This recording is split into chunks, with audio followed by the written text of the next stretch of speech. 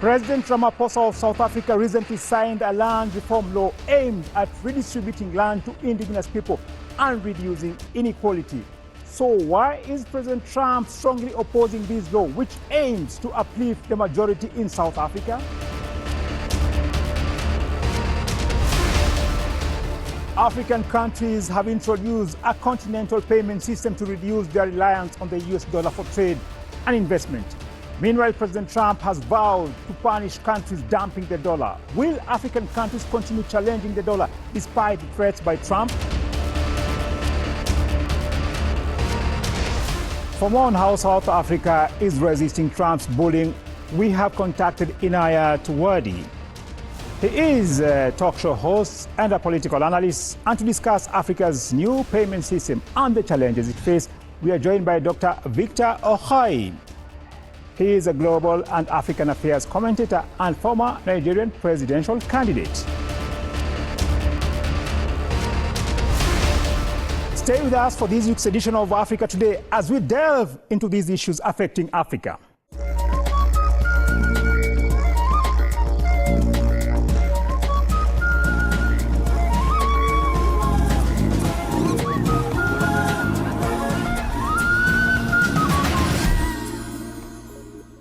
Despite its post-apartheid independence, South Africa still faces stark economic inequality.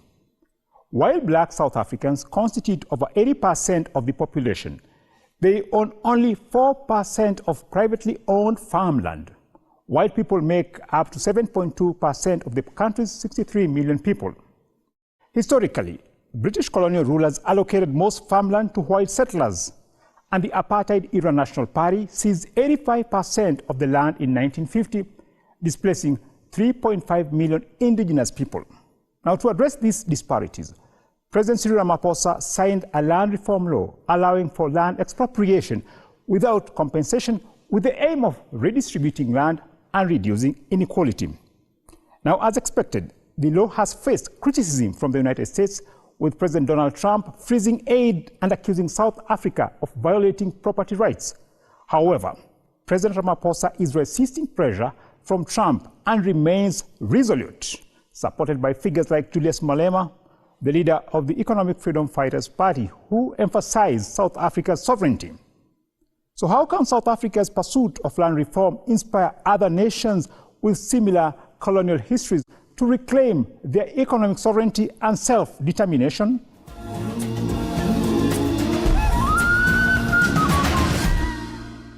South Africa resisting Trump.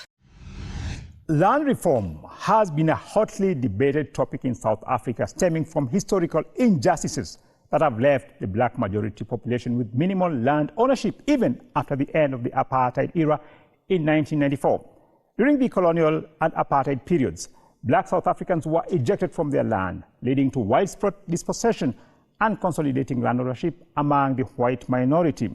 Now, the South African president recounts here how land was grabbed from indigenous Africans and handed to the white minority community in the country. Despite the terrible deed that was perpetrated against black South Africans here in the city of Cape Town, along the foothills of Table Mountain, there lies a potent symbol of hope, change, and progress. Just a few kilometers up the hill from our parliament is District 6. It is here that one of the most painful chapters in the history of this country took place nearly 60 years ago. In 1968, the apartheid regime began demolishing District 6 to make way for a whites-only suburb. More than 60,000 people were forcibly removed. Families were torn apart. An entire community and way of life was destroyed.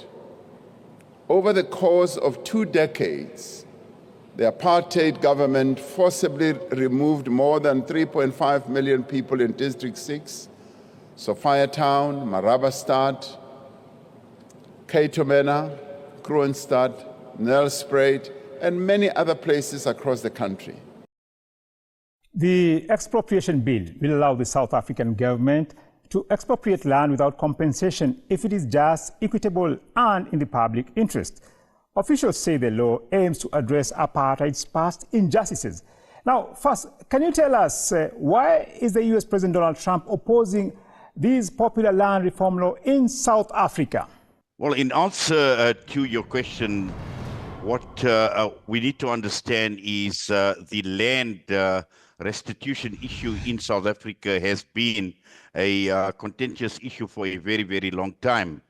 And looking at the response that has come through from the United States of America, clearly it has been the case of fear-mongering and once again reflecting on the hypocrisy. Now, again, with the United States president running this huge risk of inflaming more racial tensions within South Africa, again, reminds us of the fact that the greatest irony of it all is when one looks at the United States of America itself, expropriation of land is actually contained in the Fifth Amendment in a U.S. property law as well.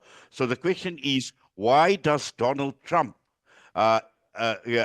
express his outrage when South Africa follows a similar path? And this actually is seen by many in South Africa as meddling in South African domestic processes, and more importantly, in terms of domestic law.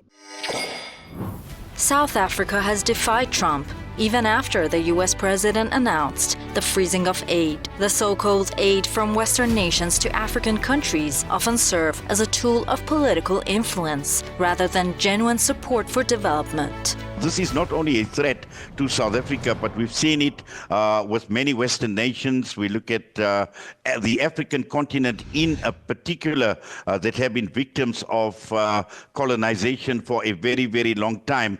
And often these are used to influence the political dynamics in the country, but also I think when one looks at whether these countries, whether the United States of America, whether Western Europe is actually sincere about the development of Africa, we know that the African continent is rich in resources, and when one looks at Western Europe, when one looks at the United States of America, the exploitation of the resources by both the governments and also corporates within these Western nations have taken for a very, very long time. But again, it lacks its sincerity, because what we are seeing, there is no genuine support in terms of development of Africa. In fact, in many instances, it's actually gone the other way around. Julius Malema, the leader of South Africa's Economic Freedom Fighters opposition party, says there is no turning back in implementing a land reform law, despite threats by Trump. Let's take a listen. We want to make it categorically clear to the President of the USA that we are going to expropriate land without compensation and pursue legislative measures to do so, and no threat will stop us. His misinterpretation of the Expropriation Act, which is a mild and cosmetic intervention, is an assessment of a measure that is going to be pursued through the amendment of our Constitution as South Africans, and there is nothing he can do to undermine our independence. Now, what's your view on the statement by Julius Malema on the resistance against neo-colonial influence in South Africa? This obviously was a very, very hard-hitting response to Donald Trump, and more particularly when it came to cutting out, to cut aid to South Africa. And again, these are tactics, and in Malema's own words, these are bully boy tactics that they use to South Africa. And again, reminding not only South Africa, but reminding the world that South Africa will not stand for any threats, and more importantly, anything or any statement that undermines the sovereignty of South Africa and any interference in South African domestic policy, domestic laws, considering that once again, the land issue remains a major, major problem. One will actually recall, and Malema has reiterated this over and over again as well, saying that when one looks at land in South Africa, why should 84% of the land be owned by a small percentage, whereas when one looks at land in South Africa, 13% of the land is actually owned by the indigenous and the black population of South Africa. Apart from land reforms, Trump's executive order also cites South Africa's involvement in bringing Israel to the International Court of Justice and Pretoria's closer ties with Iran as reasons for cutting aid. President Trump's decision to cut aid to South Africa reflects broader patterns of imperialist intervention in the global South. Donald Trump obviously has come out with this, and particularly after his meeting with Benjamin Netanyahu. Now, South Africa has had always close ties with many of the countries that were oppressed. Iran is another country where we've seen close ties, and we've seen this association and this relationship with Iran go a very, very long way. And once again, the threat from Donald Trump in terms of intervening or looking at South Africa in particular. And also one can extend this to the global South as well, where South Africa holds a lot of respect in the global South for the position that South Africa had taken in taking Israel to the ICJ for genocide. But also looking at the global South, they are also beset with similar problems as South Africa, and particularly with regard to our association with BRICS at this point in time. We know what Donald Trump thinks of BRICS. We know what he thinks of Russia. We know what he thinks of China. We know what he thinks of Brazil as well. Trump's recent statements are not his first criticisms of South Africa's land reform policies. In 2018, while serving as president, he tweeted that he had directed his Secretary of State to closely study the South Africa land and farm seizures and expropriations. South African President Ramaphosa has responded to the recent outbursts by Trump by insisting that his country will not be bullied. A developing economy must now navigate. But we are not daunted to navigate our path through this world that constantly changes. We will not be deterred. We are, as South Africans, a resilient people, and we will not be bullied.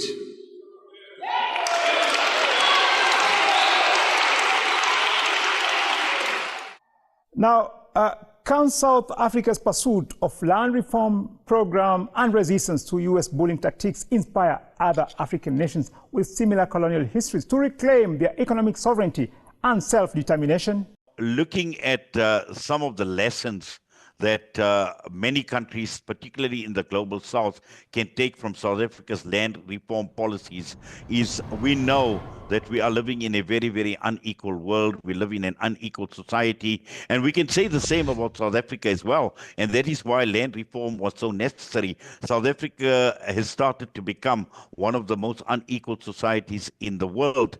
And the key issue here is when one looks at the desperation, the deprivation, the degradation, the hunger, the whole question of food insecurity right across the entire world, yet we are living in a country like South Africa, yet we are living in a continent like the African continent. Farmers and farms in Africa are actually closing down.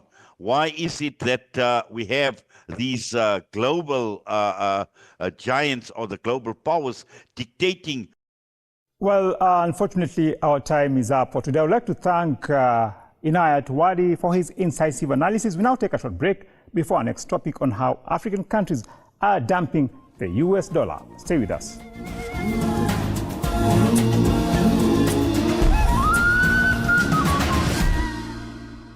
Africa dumping the US dollar.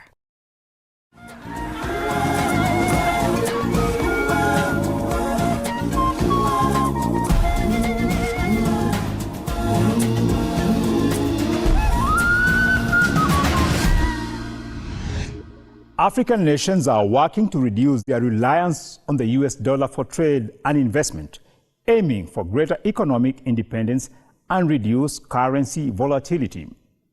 The Pan-African Payment and Settlement System, launched in 2022 by the African Union and Afreximbank is central to this effort. Now, this payment system enables cross-border trade using local currencies, bypassing the need for the US dollar conversions. It is expected to save Africa around $5 billion annually in currency conversion costs. The Pan-African Payment and Settlement System supports the African Continental Free Trade Area by streamlining trade and reducing foreign exchange pressures. Currently, 15 central banks and 51 commercial banks across Africa have joined this innovative payment system. Additionally, 12 payment switches across Africa are now part of the Pan-African Payment and Settlement System. The initiative promotes financial integration and economic sovereignty across the continent. Now, as Africa takes practical steps to move away from the US dollar, what are the main challenges and opportunities for the continent in fully adapting the Pan-African Payment and Settlement System?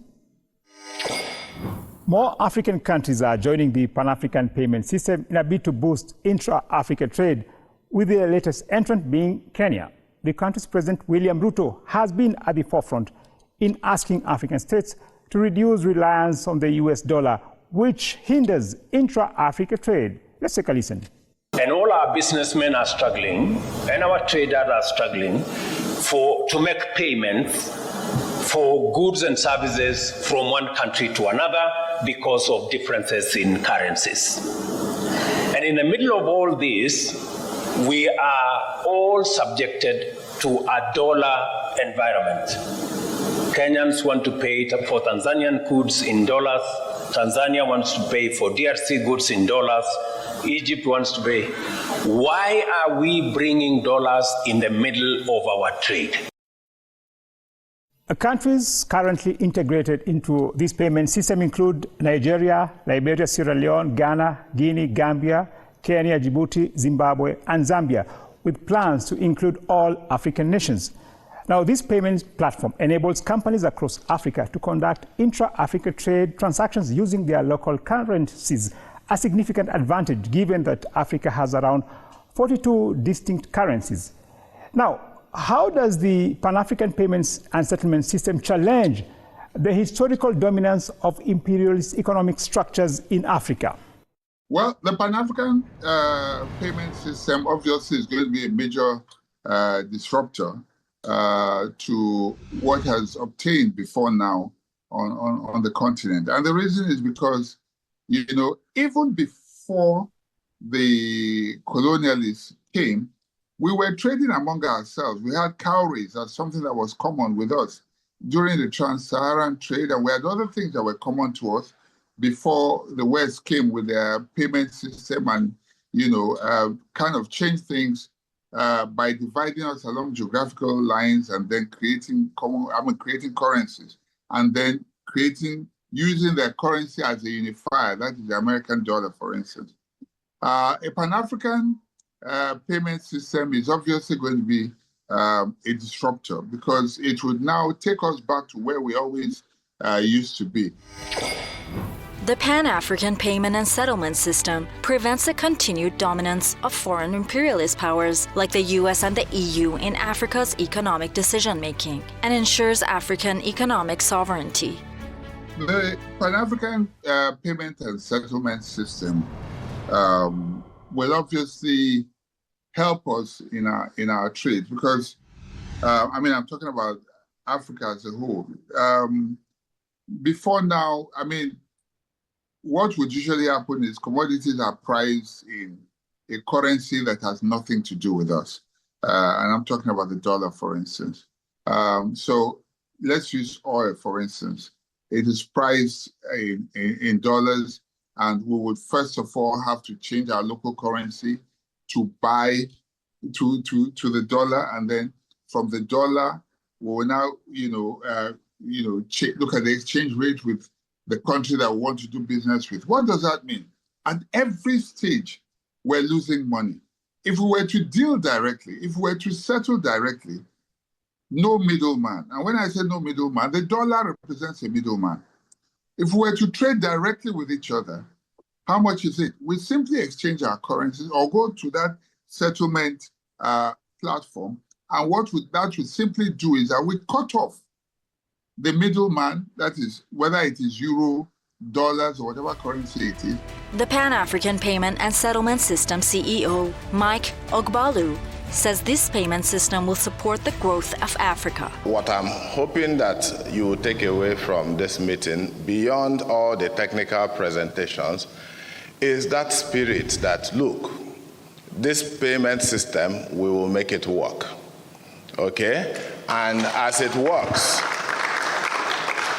it becomes a credit to us, and it becomes a tool which we can control.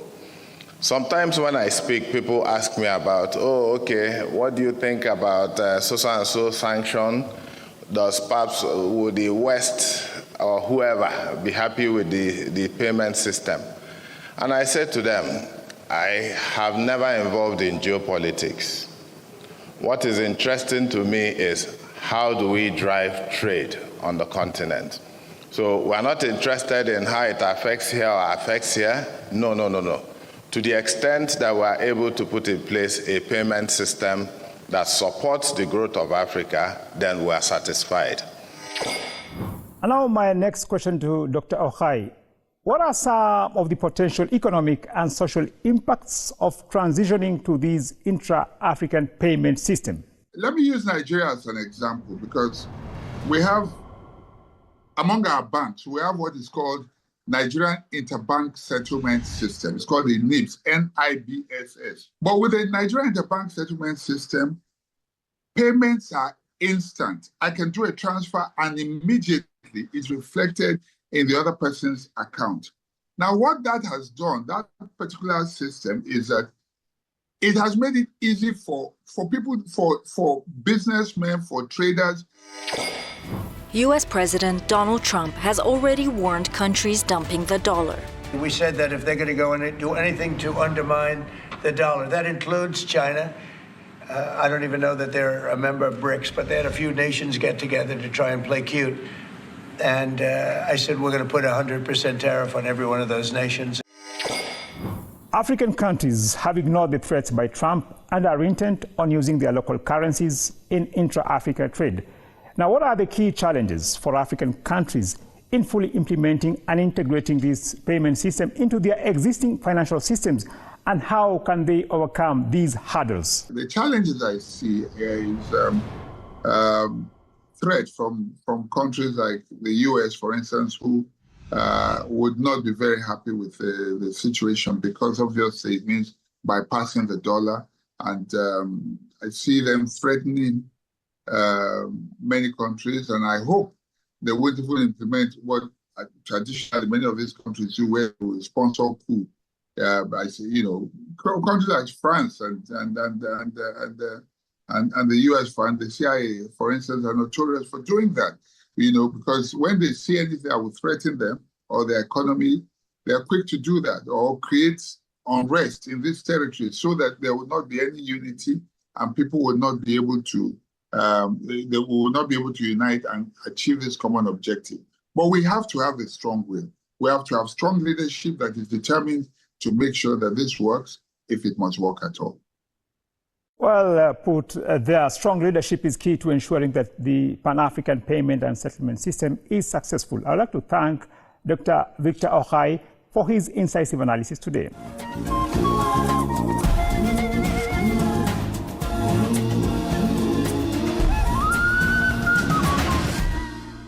And let's now move to the news segment of our program, presented by my colleague Janet Ali. We shall be bringing a variety of reports from across Africa on current affairs, innovation, science, technology, culture, and education, and much more. Welcome, Janet, and let's see what you have for us this week from across Africa. Thank you, Mr. Hinia, for having me. Hello, and welcome to Soft News from Africa with me, Janet Ali.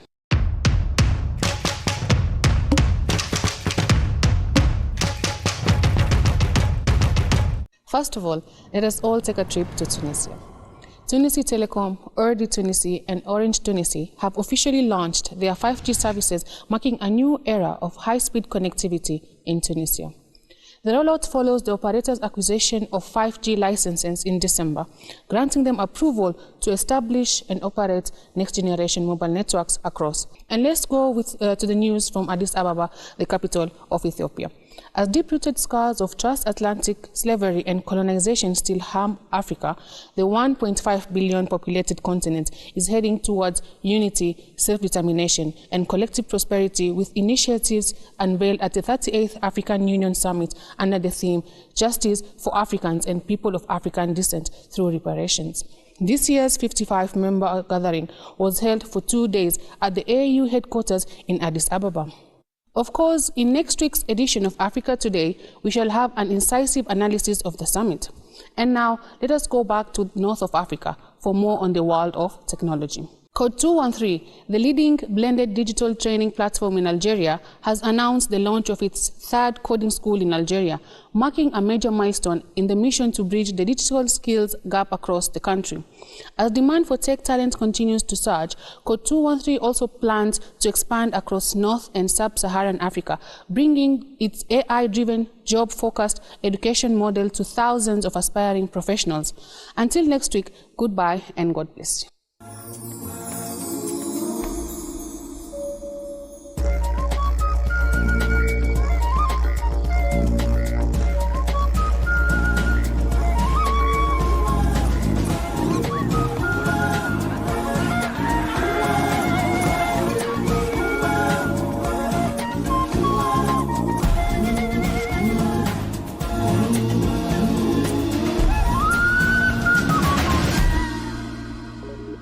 Well, and that brings us to the end of this week's edition of Africa Today. It's always great having you watch the show. You can watch this episode and all our previous shows on our website, presstv.ir.